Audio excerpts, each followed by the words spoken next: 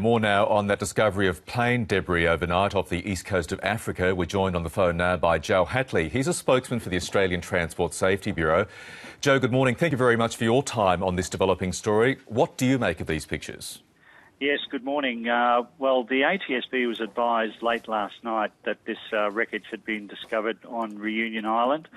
So we've been contacted by our counterpart agency, the BEA in France, and they provided photographs of that component. So we've had those photographs sent to the aircraft manufacturer Boeing and also to Malaysia for examination to see if we can identify if it may be linked to MH370. Could it be a wing or part of a Boeing 777?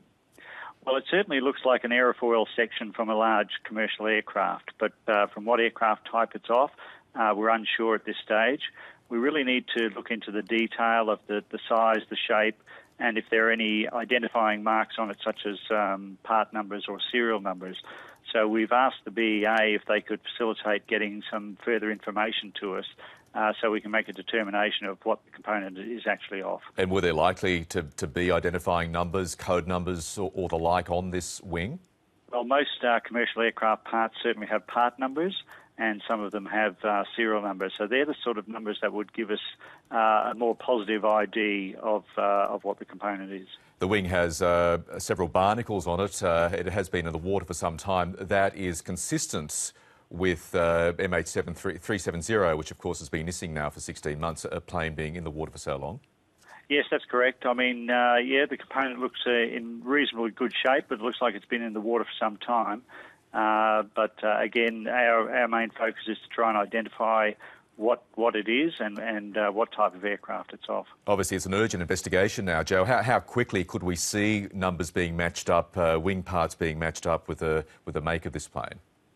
Look, I'd say it'll take perhaps a couple of days to get the component into some technical hands, so we can have a close look at it, and also we'll get some information from Boeing as to where the likely part numbers and serial numbers sit on that particular component, so we can try and determine accurately what it's from.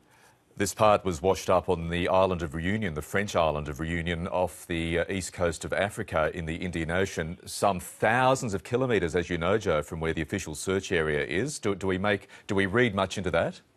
No, not really. I'm certainly not a marine scientist, and I'm not familiar with all the currents in the Indian Ocean. But there are many, large circular type currents around many of the world's oceans. Debris going that far it has been 16 months. It is several thousand kilometres.